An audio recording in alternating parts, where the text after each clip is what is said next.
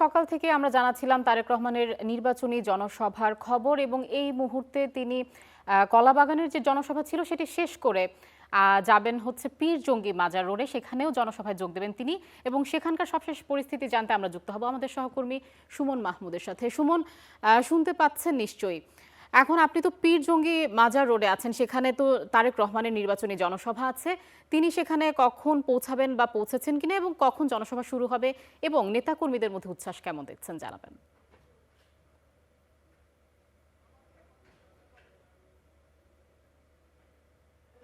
আয়শা, ঢাকা ৮ আসনের যে নির্বাচনী প্রচারণা তাতে এবার কিছুক্ষণের মধ্যে যোগ দেবেন বিএনপির চেয়ারম্যান জনাব তারেক রহমান। তিনি অল্প কিছু সময়ের মধ্যে এই জনসভায় যোগ দেবেন। জনসভার স্থল মতিঝিলের যে আইডিয়াল স্কুল অ্যান্ড কলেজ রয়েছে ঠিক তার সামনে। সকাল থেকে এখানকার যে মঞ্চটি আছে সেটি তৈরি করা হয়েছে এবং এখানে এখন ঠিক কানায় কানায় পূর্ণ সমর্থক এবং কর্মীরা। আমরা পিছনে দেখাতে চাই আপনাদেরকে যে স্টেজটি রয়েছে, স্টেজটি সম্পূর্ণ প্রস্তুত রয়েছে তারেক রহমানকে বরণ করে নেওয়ার জন্য। সকাল থেকে নেতা কর্মীরা কিন্তু এসেছেন এবং এই সভাস্থলে এসে পৌঁছেছেন এবং সেখানে তারা তাদের অবস্থান নিয়ে বসে আছেন। তাদের দলের প্রধান আসবেন এবং তাদের নির্বাচনী যে প্রচারণা সেই প্রচারণা সম্পর্কে জানাবেন। আমরা জানি যে আজকে তারেক রহমানের ৮টি জায়গায় তার নির্বাচনী প্রচারণা করার কথা রয়েছে এবং তিনি সকাল 11টা থেকে তার প্রচারণা শুরু করেছেন।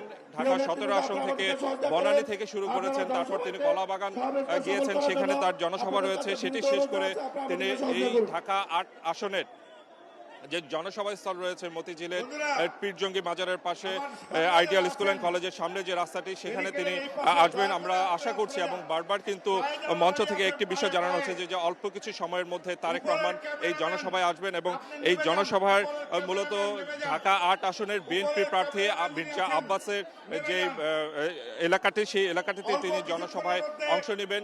তারেক রহমান কিন্তু গত কয়েকদিন ধরে বেশ কিছু কথা বলছেন। তিনি নারীর শিক্ষা এবং নারীদের অর্থনৈতিক উন্নয়নের জন্য তিনি কাজ করবেন, এমন প্রকল্পের জন্য তিনি বলছেন বলে তিনি সাধারণ মানুষের কাছে ভোট চাইছেন। পাশাপাশি কৃষকদের জন্য সার, বীজ এবং অন্যান্য যে ঋণ সুবিধা আছে সেই সুবিধার কথাও তিনি বলে বেরিয়েছেন গত কয়েকটি জনসভায়। আজকেও তিনি এখানে আসবেন।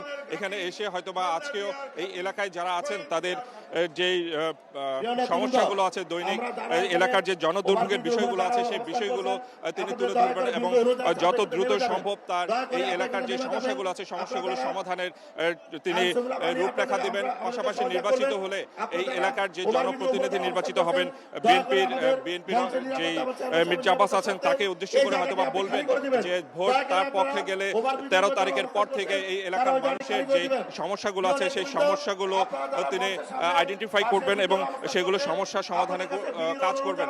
আয়শা, আমি যে বিষয়টি বলতে চাই যে আমরা এখন পর্যন্ত অপেক্ষা করছি তিনি খুব অল্প সময়ের মধ্যে এই এলাকায় এসে পৌঁছবেন এবং এই এলাকার যে ভোটাররা আছেন সেই ভোটারদের কাছে ভোট চাইবেন মির্জা আব্বাসকে জয়যুক্ত করার জন্য।